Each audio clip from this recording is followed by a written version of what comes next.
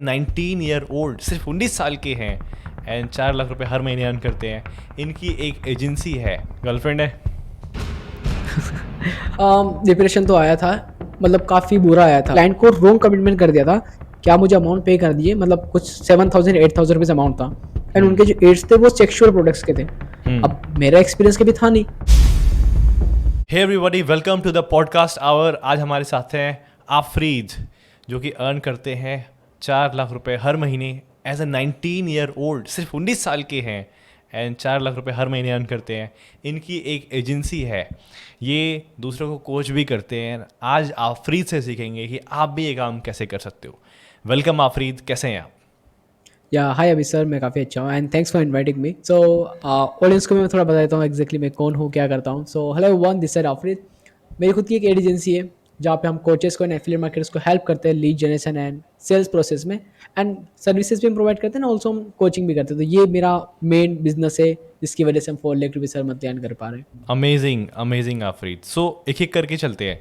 सो आपकी agency and उसका क्या नाम है एंड उस पर आप किसको सर्विस करते हो? आप ज़रा बताओगे इस डिटेल में थोड़ा।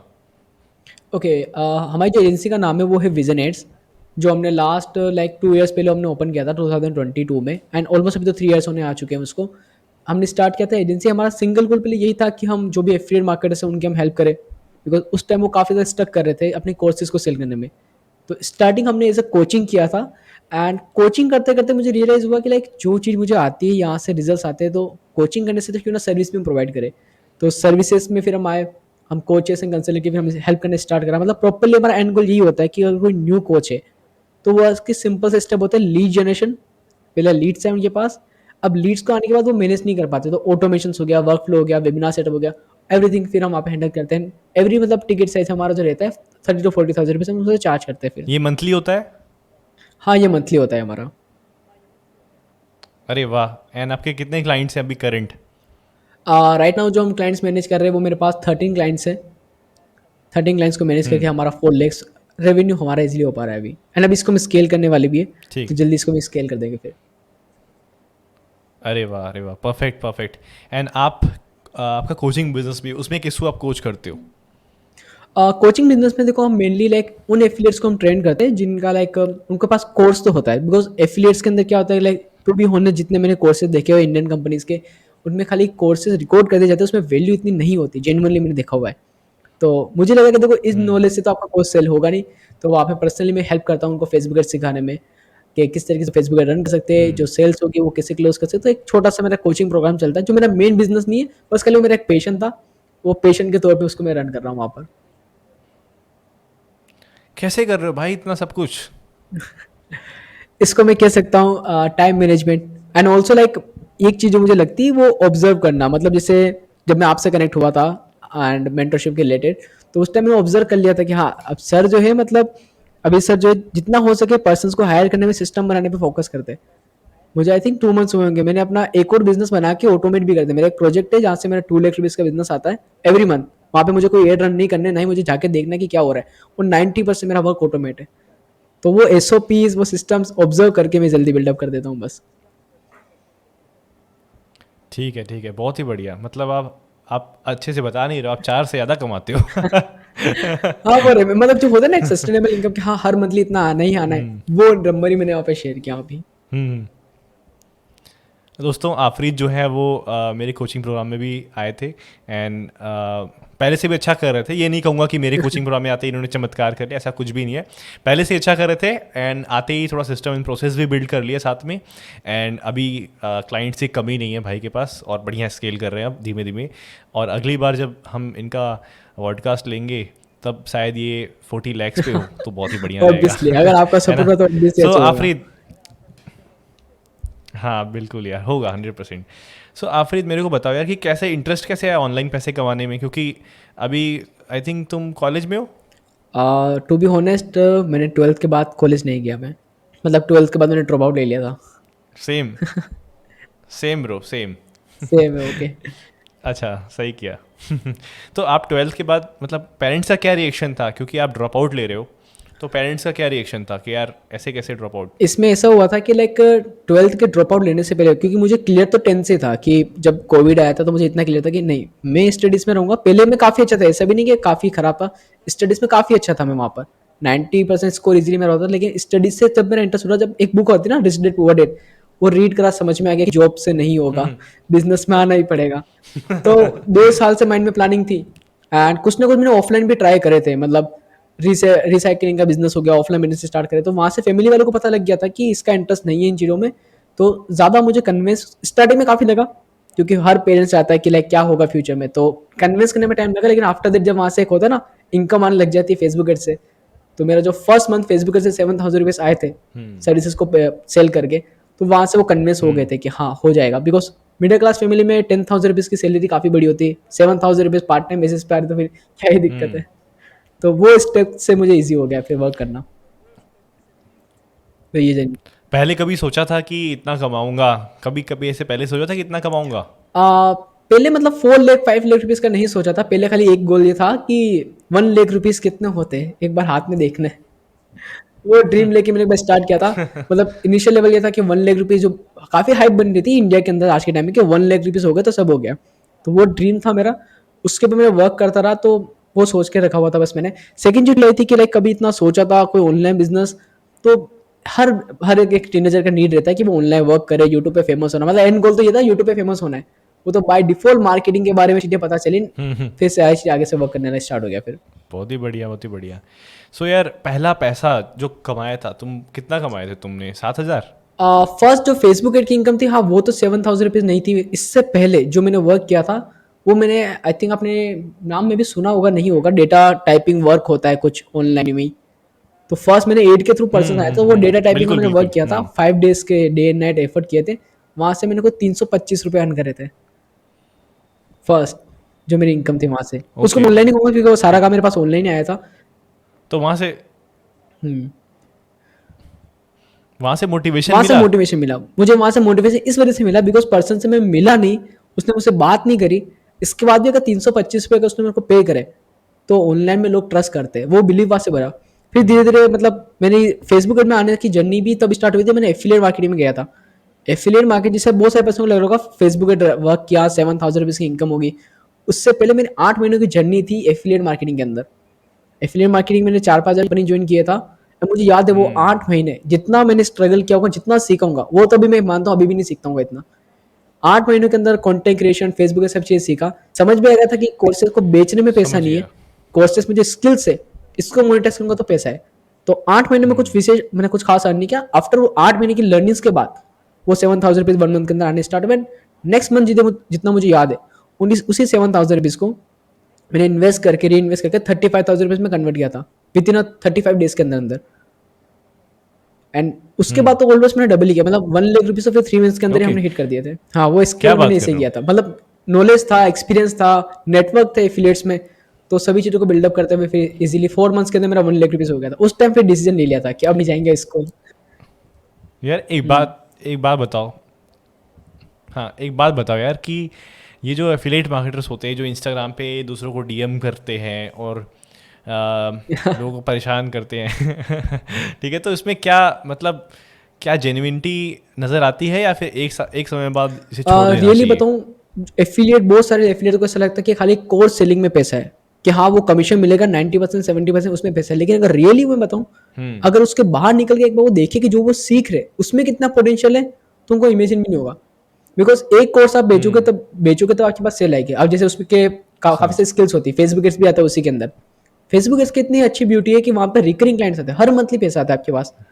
एंड साथ में किसी को आप बताते हो तो भी बेटर रहता है, क्योंकि आप एक तरीके से, सिंपल वर्ड थोड़ा हार्ट लगेगा मे बी किसी पर्सन को, लेकिन ये रियलिटी के मतलब डेली कमाना, डेली खर्च करना, वो दिहाड़ी मजदूरी वाला एक सीन आ जाता है वहाँ पर। क्योंकि आप जब तक कोर्स सेल नहीं करते तो चांसेस नहीं। मैं मानता हूँ बिजनेस सेल्स से चलता है, लेकिन रिकरिंग सेल्स नाम की भी एक चीज़ होती है, तो वो एफिलिएट्स में मैं देखता हूँ वो बिल्डअप नहीं हो पाती। लेकिन उसके बाद तो काफ़ी सारी इतनी छोटी कंपनीज ओपन हो गई है जिनका सिंगल फोकस ये कि 500 रुपये का कोर्स बनाओ, बेचो एंड अर्न करो, तो वो कुछ सेंस नहीं है अभी यहाँ पर। मैंने बहुत सारे एफिलेट मार्केटर्स को देखा है कि वो लाखों रुपए कमाते हैं, 20-20 लाख रुपए कमाते हैं एक साल में। उसके बाद जो डाउनफॉल आता है ना, वो भी बहुत ही क्रेजी आता है, बिकॉज वो फिर वो अर्न करने में स्ट्रगल करते हैं, एक टाइम बाद वो बहुत ज़्यादा स्ट्रगल करते हैं, बिकॉज उनके पास एक ही स्किल आई है कि वो डीएम करके उस पर ही डिपेंडेंट रह जाते हैं। क्या आप सोचते सही हो तुम बोल इसके रहे हो। बारे में, सही बोल एंड रहा इसका हूँ? रीजन जैसे आपने बताया ना कि जो पर्सन्स जो टॉप पर्सन जो 20 लाख 30 लाख रुपए अर्न करते हैं, काफी फेमस पर्सन भी होते हैं, उनका अब जाने का रीजन ये नहीं होता है एफिलिएट मार्केटिंग में काफी पोटेंशियल है, उसका अब जाने का रीजन ये कि वो प्रोडक्ट न्यू है। जैसे क्रिप्टो नया है, जो पर्सन टॉप पे आता है वो काफी अच्छा अर्न करता है। अब जैसे बीच में कलर ट्रेडिंग चला था, अभी तो चलो ठीक है वो इंडिया ने बैन कर दिया है, काफी स्ट्रिक्ट रूल्स भी हो गए, तो जो टॉप पे पर्सन है वो तो कमा के चले गए। जो पीछे जो पर्सन आता है ना, वो बेचारा स्ट्रगल करते रह जाता है, एंड उसको क्या खाली मोटिवेशन के तौर पर रखा जाता है कि मोटिवेशन के थ्रू। लेकिन अगर लॉजिकल वे में देखा जाए कि जो आप बिजनेस कर रहे हो उसमें ऑफर भी आता है, लीड मैग्नेट भी आता है, सेल्स भी आता है, खाली डीएम से काम नहीं चलता है, तो वो इजीली फिर वहाँ पे ग्रो करना पॉसिबल हो पाता है फिर उनके लिए। एक बात बताओ, अब चलो स्क्रैच से बात करते हैं, थोड़ा थोड़ा बेस लाइन से बात करते हैं। लेट से एक बंदा है जो कि 20 22 23 24 साल का है, एंड वो अपना करियर ऑनलाइन पैसे कमाना चाहता है, राइट?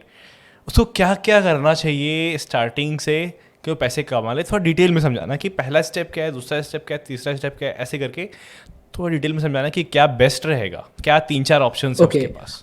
मैं पूरा स्टेप में इसको डिस्कवर करूंगा अपनी जर्नी को लेकर कि कैसे मैंने स्टार्ट किया था। पहली चीज़ तो ये कि आप है ना एटलीस्ट कोई बुक रीडिंग करना स्टार्ट करो, क्योंकि एटलीस्ट देखो आप किसी चीज़ में जाने से पहले आपका माइंड तो ओपन होना चाहिए कि यार रियली 1 लाख रुपए कोई बड़ी बात नहीं है, वो अचीवेबल है। पहली चीज़ तो आप बुक रीडिंग स्टार्ट करो। सेकंड जो स्टेप आता है वो देखो ट्रेंडिंग चीज़ें नहीं है, वो अचीवेबल है। पहली चीज़ तो आप बुक रीडिंग स्टार्ट करो। सेकंड जो स्टेप आता है वो देखो ट्रेंडिंग चीज़ें कि ट्रेंड है किस चीज़ में।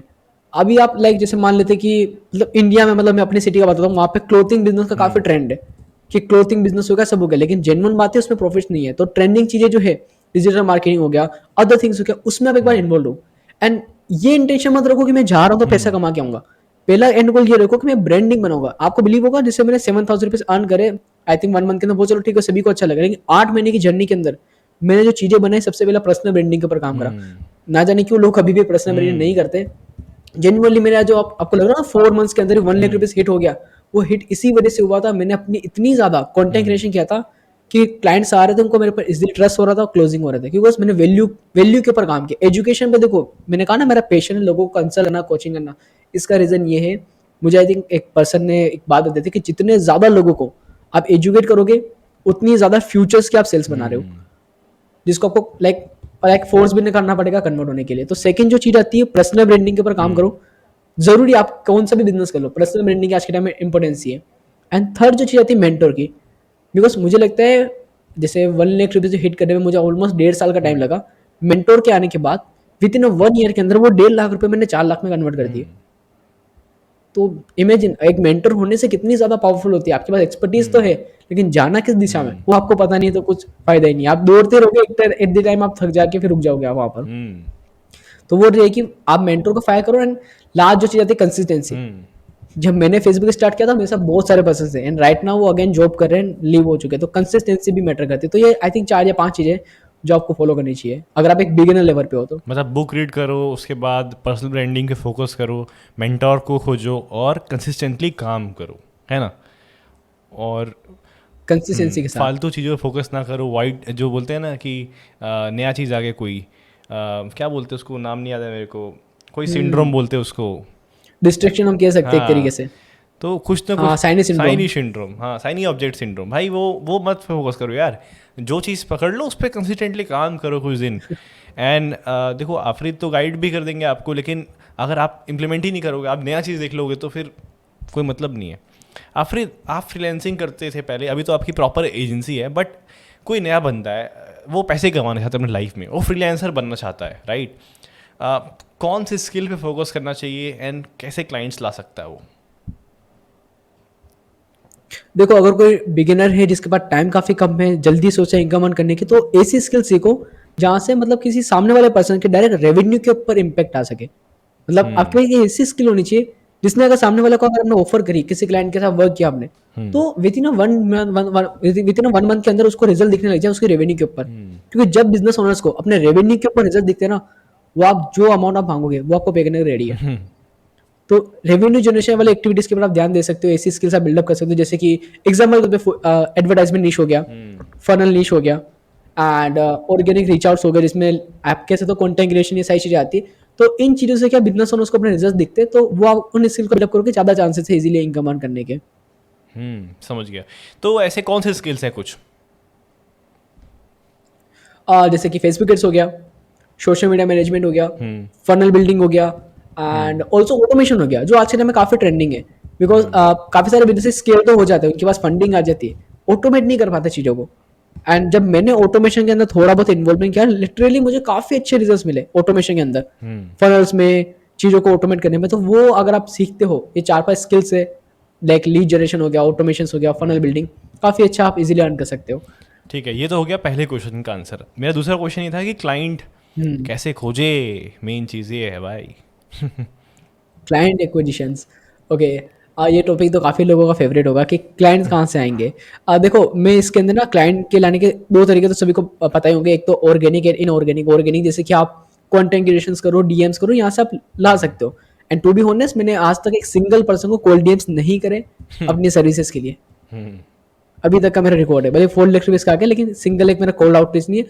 सेकंड जो वे आता है वो आता है इनऑर्गेनिक, जिसमें आप फेसबुक एड रन कर सकते हो। अब देखो, बजट नॉर्मल से बात है, जो पर्सन देख रहे होंगे पास इतना पैसा नहीं होगा कि वो फेसबुक एड में इन्वेस्ट करे। सबसे अच्छा एक फॉर्मेट बताता हूँ, मैसेज एड चलते हैं फेसबुक एंड इंस्टाग्राम के ऊपर, वो आप एड रन करो। उससे पहले क्या करो, एटलीस्ट अपनी प्रोफाइल का थोड़ा वेल मेंटेन कर लो। जो भी चीज़ आप सेल करना चाहते हो ना, social media management, Facebook ads, उसके रिलेटेड 15-20 चीज़ें अपलोड कर दो, कंटेंट क्रिएशन वहाँ पे कर दो। अब जब आप मैसेज रन करोगे ना, तो वहां से हाईली चांसेस होंगे कन्वर्जन्स के।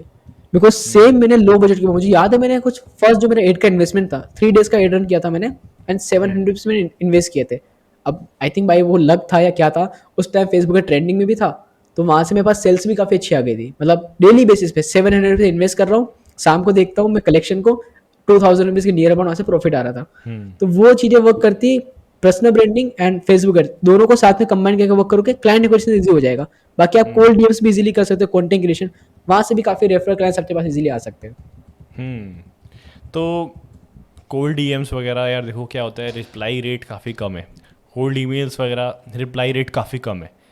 तो जो मैं रिकमेंड करता हूँ वो भाई ऐड चलाओ। ऐड चला के आप क्लाइंट ला सकते हो। अगर आपके पास थोड़ा पैसा है, आप ऐड चलाओ एंड वहाँ से आप क्लाइंट ला सकते हो, ठीक है। But again you have to like very smart while running ads, कि ऐसा नहीं कि आप ऐड ऑन करोगे एंड क्लाइंट मिल जाएगा, ऐसा कुछ नहीं है। आपको अपने मेट्रिक्स एंड आपको अपने डेटा पता होना चाहिए। अगर आपको नहीं पता, just create content on Instagram, create content on YouTube, और अपना एक फॉर्म लगा दो वहाँ पे कि book a call with us ऐसे करके, ताकि आपको कोई भी क्लाइंट अगर रीच आउट करना चाहे तो फॉर्म फिल करके रीच आउट कर ले। तो ऑर्गेनिक तरीका वो बेस्ट है ना अफरीद? Exactly right. एंड देखो, आप बहुत सारे पर्सन होते हैं खाली एड में पैसा लगाते हैं, मतलब जो न्यू पर्सन होते हैं फेसबुक एड्स में आते हैं, वो ऐसा होता है खाली पैसा लगा दिया काम हो जाएगा, वो नहीं होता है। फेसबुक एड्स कोई गेमलिंग नहीं है, बैकएंड में चीजें आती है, जैसे कि आपकी सेल स्किल, आपकी ब्रांडिंग, आपका ऑफर, एवरीथिंग अगर मेंटेन होगा ना, फिर आपको वरी नहीं होना पड़ेगा कि मैं फेसबुक में पैसा लगा रहा हूँ, रिटर्न आएंगे नहीं आएंगे। तो वो थिंग्स भी प्रॉपर्ली वहाँ पे वर्क कर जाएगी फिर। बहुत ही बढ़िया, बहुत ही बढ़िया। आफरीद, मेरे को थोड़ा कुछ ऐसा सवाल पूछना है, थोड़ा फ़नी ये है। आप बताओ कि अभी तक का सबसे आपका ख़राब क्लाइंट का एक्सपीरियंस क्या रहा है? मतलब सबसे ख़राब क्लाइंट का एक्सपीरियंस कि यार वो आपको, अभी तक का सबसे मेरा, हाँ,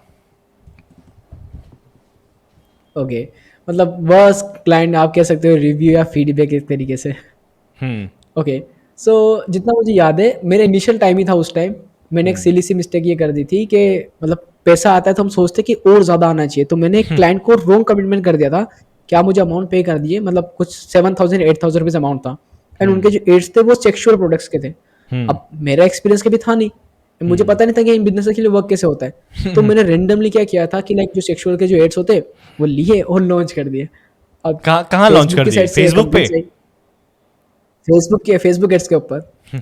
अब हुआ ऐसा कि फेसबुक की पॉलिसी है, वो तो विद इन फ्यू डेज के अंदर, मतलब विद इन सेकंड के अंदर एड रिजेक्ट कर देगा, एंड वो एड रिजेक्ट नहीं किया, उसने एड अकाउंट डिसेबल कर दिया। अब क्लाइंट जो था उसको नहीं पता था कि मेरा फर्स्ट टाइम है, तो उसने मुझे कहा कि आपको बिल्कुल भी आइडिया नहीं है, इस टाइप से एरर नहीं होते। तो मतलब थोड़ा वहाँ पे नेगेटिव मुझे फीडबैक मिला था, तो उस टाइम मुझे समझा था कि जिस नीश की नॉलेज नहीं हो, उस नीश में कभी जाना नहीं। तो पैसे के चक्कर में वो चीज मैंने करी थी। खराब रिव्यू भी नहीं कहूंगा, आफ्टर दैट मैंने उसको रिफंडेबल कर दिया था, बिकॉज अमाउंट की मेरे पास उसमें कोई इशू था नहीं। तो ये मेरी एक सिली मिस्टेक थी, जिसको मैं अभी भी ध्यान रखता हूँ। अभी मेरे पास काफी सारे पर्सन आते हैं, लाइक रिसेंटली कलर प्रेडिक्शन के मेरे पास, अभी से मैं आपको बता, मेरे पास ऑलमोस्ट 100+ डेली बेसिस पे मैसेजेस आते थे कलर प्रेडिक्शन के एड्स के। एंड जो अमाउंट मैं उससे मांगा वो मुझे पे करने के लिए रेडी है, लाइक 5,000, 10,000, 15,000। लेकिन आफ्टर दैट क्या फ़ायदा, थोड़े दिनों बाद वो खुद ही जेल में चले गए। तो उन चीज़ों का अभी भी मैं ध्यान रखता हूँ। हम्म। अगर लेट से मैं आपसे एक और क्वेश्चन पूछता हूँ, थोड़ा अब रैपिड फायर में थोड़ा पूछता हूँ, ठीक है, जल्दी जल्दी थोड़ा, ये रैपिड फायर वाला सेक्शन है थोड़ा, ठीक है। Are you okay, ready? Yes sir, ready. Tea और कॉफ़ी? कॉफ़ी। अर्ली बर्ड और night owl? Early bird. Favourite app you can't live without? Favourite है, I can't live without Canva, क्योंकि वहाँ पे मेरे वेबिनार्स काफ़ी होते हैं। अच्छा, टेक्सटिंग और टॉकिंग? टेस्टिंग। कॉल मुझे बहुत कम पसंद है। Okay. Favourite food? Favourite food, ऐसा मैंने कभी सोचा नहीं है फेवरेट फूड में। आप इसको बिरयानी कह सकते हो। बिरयानी? हाँ, जो काफ़ी फेमस है हमारी सिटी में, इस वजह से। कहाँ पे रहते हो आप? मैं चित्तौड़गढ़ राजस्थान से बिलोंग करता हूँ। यार बिरयानी तो हैदराबाद की फेमस है। हाँ, लेकिन मैं वहाँ का, लेकिन मुझे दाल बाटी थोड़ी कम पसंद है, इस वजह से। मतलब एक बाय डिफ़ॉल्ट दाल चॉइस है, बाटी आई थिंक। चूरमा। हाँ, काफ़ी ज़्यादा यार फेमस है मेरे यहाँ को वो पर। भी बहुत पसंद है, दाल बाटी बहुत मेरे को पसंद है, बहुत पसंद है। अच्छा, फेवरेट मूवी, मूवी भी ओके। देखते हो? मूवी, जब से मैंने बिजनेस स्टार्ट करा फेसबुक एड्स में, हार्डली मुझे 3 साल के अंदर मुझे कोई एक मूवी भी होगी जो मैंने देखी होगी। तो ऐसा तो मुझे याद नहीं है, मतलब कोई मूवी कभी मैंने पूरी करी ही नहीं है मैंने। तो मैं कह सकता हूँ ओल्ड मूवी जो होगी, आई थिंक, हाँ, मुझे एक मूवी काफ़ी अच्छी याद है, मेरी कॉम, जो मैंने मूवी देखी थी, वो मुझे काफ़ी इंस्पायरिंग हम्म। लगी थी। क्योंकि आज के टाइम में से आप रिसेंटली, आपको इंडिया का पता भी है, कल्चर काफ़ी ज़्यादा जो वुमेन्स के ऊपर प्रॉब्लम्स भी काफ़ी आ रही है। तो वो जो जर्नी मैंने उस पर्सन की देखी थी कि प्रॉब्लम थी, एक तो बॉयज़ के लिए ग्रो होना काफ़ी ईजी है, होनेस्टली बता रहा हूँ। वर्क करना अभी जैसे हम्म। लाइक आई थिंक कितने बज रहे हैं, नाइट का काफ़ी ज़्यादा टाइम हो रहा है, मैं अपने ऑफिस से बैठा हूँ जो मेरा 3 किलोमीटर मेरे घर से दूर है, तो मुझे वहाँ पे इतना कोई इशू नहीं है। लेकिन जो गर्ल्स होती है उसको इश्यूज आते हैं, लेकिन उसके बाद ही उस पर्सन ने, जो पर्सन ने काफ़ी अच्छा ग्रो हुए। तो वो जर्नी मुझे काफ़ी इंस्पायरिंग लगी थी उनकी। तो फेवरेट मूवी मेरी कॉम? हाँ, मेरी कॉम जो मेरी मूवी थी वो काफ़ी अच्छी लगी थी मुझे। अगर लेट से तुम ऑनलाइन बिजनेस नहीं कर रहे होते तो क्या कर रहे होते? अगर मैं ऑनलाइन बिजनेस नहीं कर रहा होता, मैं कंटेंट क्रिएटर होता ही होता। भले मैं कहीं जॉब वो भी कर तो रहा होता, ऑनलाइन ही लेकिन है, यूट्यूब पे मेरी वीडियोस वो भी तो जारी होती। ऑनलाइन ही है, ये भी तो ऑनलाइन बिजनेस ही अच्छा, है, वो भी कंटेंट ऑनलाइन में क्रिएशन। अच्छा, उसको भी अगर हम कट कर हाँ। देते तो फिर इसको कट करने के बाद, तो अगर मैं ऑनलाइन बिजनेस में नहीं होता, मैं अकाउंटेंट की चलो कोई जॉब कर चलो रहा होता। थोड़ा, हाँ जॉब सही, वही मैं पूछने जा रहा था कि जॉब कौन सा करते हैं, आपने आंसर दे दिया ऑलरेडी, अकाउंटेंट का, ठीक है। ठीक है, अकाउंटेंट क्यों तैयारी करते थे इसकी, क्या सही है? नो नो, तैयारी नहीं करते थे, फैमिली कल्चर था। मेरे भैया भी लाइक अच्छा सीए अच्छा। थे, मतलब अंडर सीए थे, मतलब आपको पूरा नहीं कह सकते हो, तो वो अकाउंटेंट का वर्क करते थे। मेरे फैमिली में कुछ पसंद है, तो वहीं से इंटरेस्ट था थोड़ा बहुत। सही है, सही है। That is the end of rapid fire round. हमने बीच में थोड़ा सा माहौल ठंडा हम्म। करने के लिए रैपिड फायर राउंड रखा था। अभी दोबारा से क्वेश्चंस पे आते हैं, ठीक है। एक बात बताओ, हम्म। काम करते हो यार, कितना देर काम करते हो? पहले मेरे जो वर्किंग हावर्स थे वो 14 to 15 हावर्स थे।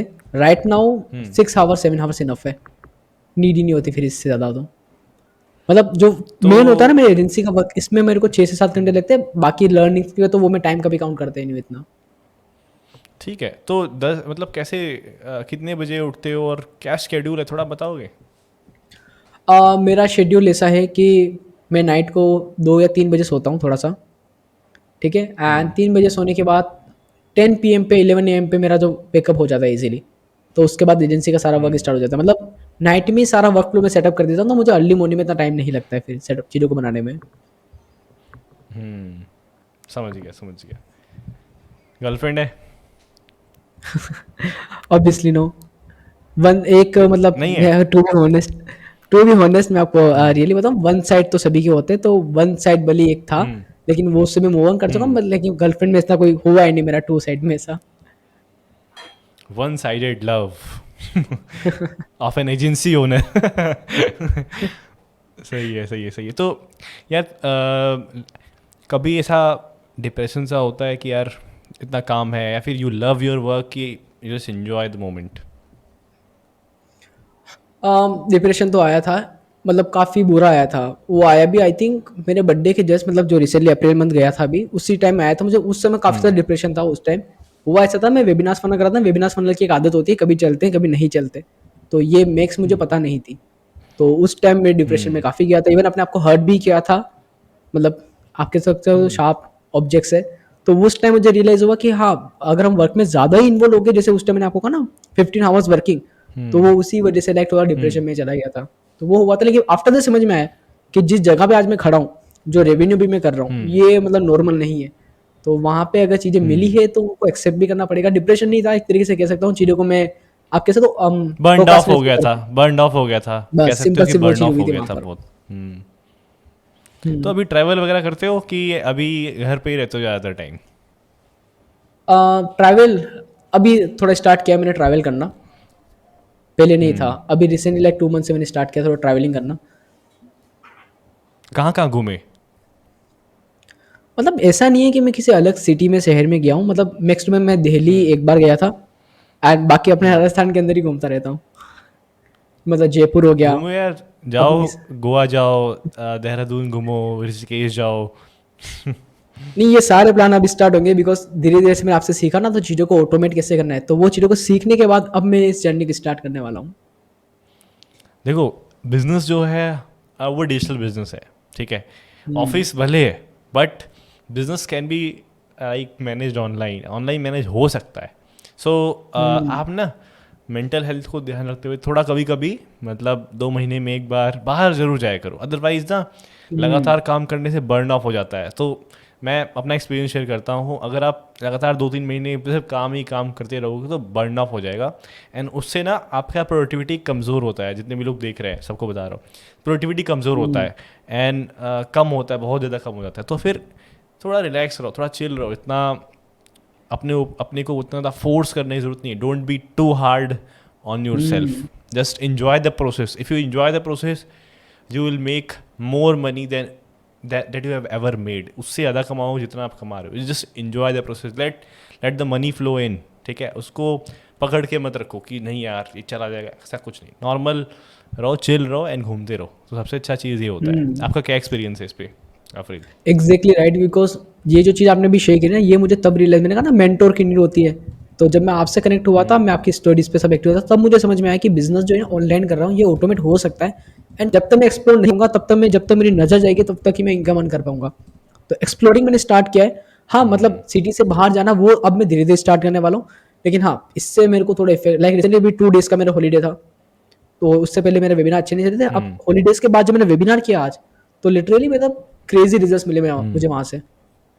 इन आई थिंक 2 मिनट्स के अंदर हमने 15 से या कितनी सेल 20 आई? सेल्स कर ली। आज कितनी सेल आई? आज आज कितनी हमने सेल आई? कुछ 15 सेल्स को जनरेट करा था 2 मिनट्स के अंदर अंदर, जो पिचिंग हमने, आप कह सकते हो पिचिंग के बाद। वाह, 15 सेल्स, वाह यार, अमेजिंग अमेजिंग। अच्छा, टॉप 5 या टॉप 3 टूल्स बता दो, सॉफ्टवेयर बता दो जो यूज़ करते ही करते हो as an agency owner, as a coach. Okay, top 3 tools जो मैं पर्सनली यूज़ करता हूँ, फर्स्ट तो कैनवा, क्योंकि मुझे लाइक काफ़ी अच्छा लगता है वेबिनार्स में डिजाइनिंग करने में, मेरा पर्सनली फेवरेट है। तो फर्स्ट तो मैं कैनवा। सेकंड जो टूल आता है वो आता है चैट जीपीटी, उसका पेड वर्जन, फ्री वर्जन नहीं, पेड वर्जन जो है वो काफ़ी अच्छा है, वो आप यूज़ कर सकते हो। एंड थर्ड जो टूल आता है, आई थिंक कौन सा हो सकता है, मुझे इसके बारे में थोड़ा सोचना वेबिनार्स पड़ेगा। में देखो, जूम है, हाँ, जूम तो आप कह जूम है, सकते हो। जूम आप कह सकते हो, जूम भी मैं काफ़ी ज़्यादा यूज़ करता हूँ। तो ये 3 टूल्स है। गूगल शीट है। हाँ, गूगल शीट हो गया। मतलब काफ़ी सारे टूल्स आते हैं, आपको काफ़ी ज़्यादा गूगल के तो मालूम है। सारे ही। ChatGPT. चैट जीपीटी हो गया, गूगल डॉक्स हो गया, गूगल ड्राइव हो गया। एंड हाँ, मतलब मेनली ये 3 से 4 चीज़ों में, फेसबुक एड्स हो गया। काफ़ी टूल्स है, मतलब अगर अगर गिनोगे तो 10 टूल्स आराम से हो जाएंगे। हाँ, 10 टूल्स आराम से हो जाएंगे वहाँ पर इजीली। तो अभी अकेले काम करते हो कि कुछ, कितने टीम मेंबर्स है? मेरे को ये पूछना राइट नाउ जो चाहिए डायरेक्ट, मेरा कितने टीम 2 मेंबर्स है? डिपार्टमेंट है हमारे, एक तो आता है टेक्निकल और एक आता है सेल्स में। तो सेल्स में जो हमारे पर्सन, जो मेरे भैया हैंडल करते हैं, तो उनके पास आई थिंक कुछ 5 टीममेट्स हैं, जो रिमाइंडर्स, मेरे वेबिनार्स होते हैं उसके रिमाइंडर्स कॉल्स हो गया, लो टिकट जो हमारा एक प्रोडक्ट है वो सेल हो गया, तो वो हैंडल करते हैं कस्टमर सपोर्ट के अंदर। एंड एक जो टीम है जो मेरी प्रोडक्ट पार्ट करने टेक्निकल टीम है, वहाँ पे आई थिंक 3 टीममेट्स है मुझे इंक्लूड करके। तो हम तीनों मिलके ही जितना भी रेवेन्यू आता है, प्रोडक्ट्स डिलीवरी होता है, हम सब हैंडल कर लेते हैं फिर वहीं पर। ठीक है। अगर हम लोग थोड़ा सा टुवर्ड्स एंड जा रहे हैं तो मैं पूछूंगा कि अगर आपकी टॉप 3 बिगेस्ट मिस्टेक्स क्या रही बिजनेस में, ऑनलाइन बिजनेस में, टॉप 3 बिगेस्ट मिस्टेक्स बता दो। Top 3 biggest mistake. First thing तो ये क्विक रीच के पीछे मत भागो, क्योंकि मैक्सिमम पर्सन क्विक रीच के पीछे भाग के अपना बना बनाया बिजनेस खत्म कर देते हैं। मैंने लिटरली अभी बहुत सारे पर्सन को देखा हुआ, बना बनाया बिजनेस खत्म हुआ जल्दी पैसा कमाने के चक्कर में। एक तो इसको ध्यान रखो। दूसरी चीज ये समझो सोशल मीडिया के पीछे एक अलग लाइफ होती है, सोशल मीडिया के सामने अलग लाइफ होती है। बहुत सारे कोचेस का बिजनेस खुद का डाउन में होता है, लेकिन आपके सामने आके कुछ अलग बात बता के जाएंगे, तो इसके बारे में अवेयर हो। किसी गुरु को पे कर रहे हो, पहले देख लो कि वो सही भी है या नहीं है, तो ये कर रखो। एंड थर्ड चीज आती है जो मिस्टेक है, वो मोस्टली पर्सन कहते हैं स्केल करने के बाद, एक जगह पे पहुंचने के बाद एक वहीं पे सेटल होने वाली फीलिंग आती है, या फिर इन्वेस्टिंग नहीं करते अपग्रेड करने में चीज़ों को। तो अपने आप पे इन्वेस्ट हमेशा करते रहो, बाकी फिर वो डाउनफॉल कब दिखेगा वो पता नहीं चलेगा। तो ये 3 मिस्टेक है जो आपको नहीं करनी चाहिए। और साथ में ही बता दो टॉप 3 लर्निंग्स कि सबसे टॉप 3 लर्निंग्स क्या है कि ये चीज़ अगर सेट है तो चांसेस हैं कि बिजनेस अच्छा चलेगा। टॉप 3 लर्निंग्स जो बिजनेस रिलेटेड हम कह सकते हैं एक तरीके से, राइट?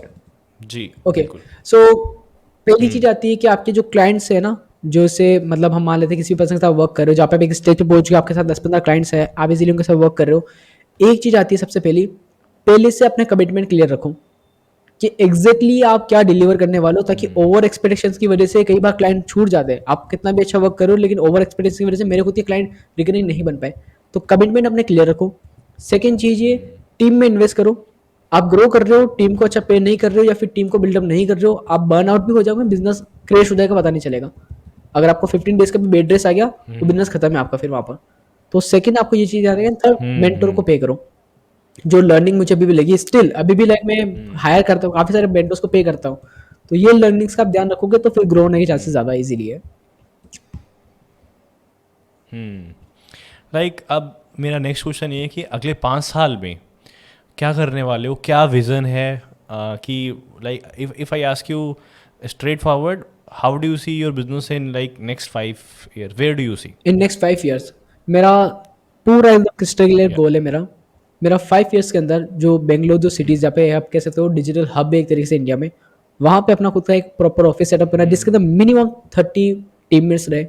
एंड वहाँ पे जो एवरी मंथ का हमारा रेवेन्यू रहे वो मिनिमम 2 CR रहे, ताकि हम हर मंथली का 25 करोड़ रुपए का जो रेवेन्यू वहाँ पे हिट कर पाए, 24 करोड़ रुपीज़ का। एंड वो जो रेवेन्यू होगा, आप कह सकते हो मेरा इन्वॉल्वमेंट ओनली 5 to 10% रहे। ये मेरा सिंपल सा गोल है। तो ये मैंने बना के रखा हुआ है, ये कुछ चीज़ें तो ये अगले 5 साल का गोल है, राइट? इनकम वे में तो। एंड अगर मिशन के वे में अगर मैं बात करूं, तो कोई भी कोच जो ये वरी होता है कि मेरा पैशन है लोगों को टीच करना, लेकिन मैं बैकएंड में जूम कैसे हैंडल करूंगा, वेबिनार के पीपीटी, इस काम को पूरा ऑटोमेट करना। जैसे अभी चलो ठीक है, अभी तो मैं मैनुअली उनकी हेल्प करता हूँ, लेकिन पूरे से सॉफ्टवेयर क्रिएट करना ताकि कोई न्यू कोच भी आए तो इजीली अपना वर्क को ऑटोमेट कर पाए। तो वो पूरा मैंने एंड गोल सोचा हुआ है। समझ गया। एंड मेरे को एक चीज़ बताओ यार, देखो तुमने कोर्सेज में भी काफ़ी इन्वेस्ट कर रखे, राइट? इवेंट्स वगैरह भी गए हो तुम कभी? सॉरी, इवेंट्स गए हो? हाँ इवेंट्स में मैं इवेंट्स वगैरह में गए हो कभी? हाँ 1-2 इवेंट्स में मैं गया था, मतलब ज़्यादा इवेंट्स में अटेंड नहीं करे। मेरे को एक बात बताओ, क्या हम्म। हाँ मेरे को ये बात बताओ कि क्या कोर्सेज और इवेंट्स जो ऐसे छोटे मोटे कोर्स आते हैं 5,000 के, 4,000 के, और जो छोटे मोटे ऐसे इवेंट्स आते हैं 4,000 के, 5,000 के, क्या वो वैल्यूबल होते हैं? क्या उनमें इन्वेस्ट करना चाहिए? क्या कहते हो? अगर कोर्स की कंपैरिजन में बात करूँ इवेंट्स के, तो वो ज़्यादा हेल्पफुल होते हैं, यूजफुल भी होते हैं। रीज़न इसका ये होता है, कोर्सेज तो रिकॉर्डेड होता है, हम इतना नहीं देखते टू बी होनेस्ट, रियलिटी ये। लेकिन जो इवेंट्स होते हैं वहाँ पे सामने बैठ के कोई पर्सन सिखा रहा, जल्दी नॉलेज को ग्रैब करते हो, साथ में एक ओरा बनता है वहाँ पर। मतलब आप जैसे 50 लोग वहाँ पे बैठे हुए थे ना, आपको कॉन्फिडेंस मिलता है कि यार मैं अकेला नहीं उस फील्ड में। साथ में ये भी फील होता है कि हाँ चीज़ें भी और भी बेटर करी जा सकती है, बिकॉज आपके नोन में जो पर्सन बैठते हैं पता चलता है वो अपने बिजनेस में क्या कर रहे हैं। तो नेटवर्किंग काफ़ी अच्छी बनती है, आप एक्टिव लर्नर बनते हो। एंड जितना मुझे याद है, अगर आप किसी इवेंट में जा रहे हो ना, मिनिमम 15 से 20 दिन तक तो आपके अंदर एक अलग ही मोटिवेशन रहेगा। तो वो चीज़ भी क्या काफ़ी अच्छी हेल्पफुल रहती है। कोर्सेज में इतना नहीं होता है। अभी मैंने कोर्सेज को बिल्कुल लाइक बाय करना भी बंद कर दिया है, जितना हो सके इवेंट्स में लाइव मेंटोरिंग में बिलीव करता हूँ अभी मैं। तो ये बेनिफिट्स होता है इन दोनों समझ में। गए। बहुत ही बढ़िया यार, बहुत ही बढ़िया। Very good, very good. अब मेरे को एक बात बताओ कि पैसे कमा रहे हो, इन्वेस्ट कहाँ कर रहे हो पैसे, दोबारा बिजनेस में लगा रहे हो या म्यूचुअल फंड, स्टॉक्स, कहीं तो लगा रहे हो? रियली बताऊँ, मैं लाइक सेविंग से ऐसे इन्वेस्टमेंट तो अभी नहीं करता हूँ इतना। हाँ, थोड़े बहुत रखे हुए इन्वेस्टमेंट के लिए। बाकी मेजर जो मेरा इन्वेस्टमेंट जाता है वो जाता है टीम्स में, क्योंकि राइट ना भी स्केल कर रहा हूँ, तो स्केलिंग में तो आपको पता है काफ़ी ज़्यादा इन्वेस्टमेंट होता है। तो सबसे ज़्यादा जो मेरा इन्वेस्ट अमाउंट होता है बिजनेस में वो तो फेसबुक एड्स में जाता है। सेकंड जो आता है टीम में, एंड थर्ड आता है सॉफ्टवेयर में, लर्निंग्स में, ये आता है। हाँ, बाकी पर्सनल वे में अगर इन्वेस्टिंग की बात करूँ तो म्यूचुअल फंड्स हो गया, कुछ छोटे मोटी कुछ स्टॉक्स हो गए, तो यहाँ पे मैं इन्वेस्ट करता हूँ। उसमें मैं इसलिए ज़्यादा इन्वेस्ट नहीं करता, मुझे यहाँ पे नॉलेज नहीं है। तो मैंने कहा फेसबुक की नॉलेज है, यहाँ से 101% रिटर्न आने वाला है, तो यहाँ पे क्यों ना इन्वेस्ट करें। दैट इज़ गुड, बट एक चीज़ मैं आपको बता दूँ कि फेसबुक एड्स जैसा आज चल रहा है, ज़रूरी नहीं है कि आज से 5 साल बाद वैसा ही चले। बट म्यूचुअल फंड का या फिर स्टॉक्स का मैं कोई रिकमेंडेशन नहीं दे रहा, बट म्यूचुअल फंड और स्टॉक्स का कुछ तो होता है कि वो बढ़ेंगे। स्टॉक्स का नहीं होता, बट हाँ, म्यूचुअल फंड तो सिक्योर रहता है वहाँ पर थोड़ा सेफ होता है एज कम्पेयर टू स्टॉक्स। और इधर you can give your money to someone, some fund manager, they can manage it like anything, बहुत अच्छे से मैनेज करते हैं। दे विल टेक 0.5% और 1% of the profit, but again आपका वहाँ पे रोल ख़त्म हो जाता है बिल्कुल, और वो अच्छे से मैनेज करेंगे। तो मैं रिकमेंडेशन करता हूँ कि अभी 19 साल के हो, स्टार्ट करो, ठीक है, इसमें इन्वेस्टिंग स्टार्ट करो। Otherwise you will regret it when you are 23 और 24, इतने में ही रिग्रेट हो जाएगा। ये चीज़ मैंने वैसे म्यूचुअल फंड्स का तो मैं स्टार्ट किया हुआ है, इस पे ध्यान देना। स्टॉक्स में नहीं किया हुआ। हाँ, बाकी म्यूचुअल फंड में तो कुछ ना कुछ सर्टेन अमाउंट्स एसआईपी से मेरा अमाउंट जाता रहता है, तो वहाँ पे इतना इन्वॉल्वमेंट नहीं रहता है कि आप जाके चेक करो कि कितना रिटर्न आया, वो आप इजीली फिर मैनेज हो जाता है। लेकिन हाँ, एग्रेसिव जो है वो भी थोड़ा धीरे धीरे स्टार्ट करूँगा उसको फिर। सही बात है, बिल्कुल सही बात है। अब आफरीद ये बताओ, तुम बुक के बारे में बात किए थे कि बुक्स पढ़नी चाहिए, राइट? बता दो, 3 बुक्स बता दो कौन सी फर्स्ट पढ़नी जो बुक चाहिए। मैं रिकमेंड करूंगा वो है एक, जो है ना, कोई भी ऐसा बुक लवर है ही नहीं जिसने भी बुक रीड ही नहीं करना पसंद नहीं है, तो 18 चैप्टर नाम से बुक है जो काफ़ी अमेजिंग है। मेरी फर्स्ट बुक वही थी जो मैंने रीड करी थी। 18 चैप्टर के बाद लाइक सभी की favourite rich dad and poor dad, वो आप रीड करो। एंड एक जो लास्ट बुक मैं रिकमेंड करूंगा जो सबसे बेस्ट है, वो आती है थिंकिंग एंड ग्रो रिच। वो मतलब काफ़ी अच्छी बुक है। तो ये 3 बुक्स हैं। थिंक एंड ग्रो रिच, बिल्कुल। तो ये खास बात है यार, पॉडकास्ट हम लोग सीरियस स्टफ भी करते हैं and then we enjoy little bit. Podcast में भी यार थोड़ा बोलते हैं ना उसको कि फ़नी क्वेश्चंस होने चाहिए ताकि सबको मज़ा भी आए, एंड साथ में साथ अगर वो सीख ले कुछ, वो देख ले कि यार 19 साल का लड़का कर रहा है तो मैं तो 25 साल का हूँ, मैं क्या कर रहा हूँ, है ना। वो अगर वहाँ से मोटिवेशन आ जाए तो बॉस, वो हो सकता है कि एक पॉडकास्ट उसकी लाइफ बदल दे। तो मैं चाहता हूँ कि इतने लोग देख रहे हैं भाई, make sure you follow this guy on Instagram. मैं लिंक कर दूंगा नीचे, आप इंस्टाग्राम में फॉलो करो, आपको अपडेट मिलता रहेगा इनके लाइफ का, जो भी ये कर रहे हैं प्रोग्राम्स वगैरह सब कुछ का अपडेट मिलता रहेगा। And thank you so much Afreed for coming here. मेरी साइड से भी thank you so much, because really मुझे काफ़ी अच्छा लगा टू बी होनेस्ट, क्योंकि मैं इसका रिव्यू इसीलिए दे रहा हूँ क्योंकि मुझे एक्सपेक्टेशन नहीं था कि इतना अमेजिंग हो पाएगा पॉडकास्ट। तो इतना इंजॉइंग भी लगा मुझे, चीज़ें भी काफ़ी सीखने को मिली, काफ़ी पॉइंटर्स मैंने कहा ना, अभी लाइव मेंटोर था सामने, मुझे 2 चीज़ और पता चल गया, ट्रैवल करो आफरीद, साथ ही में म्यूचुअल फंड में इन्वेस्ट करो, तो लर्निंग्स मुझे काफ़ी चली गए। Really thank you so much, आपने मुझे इन्वाइट करा इस पॉडकास्ट के लिए।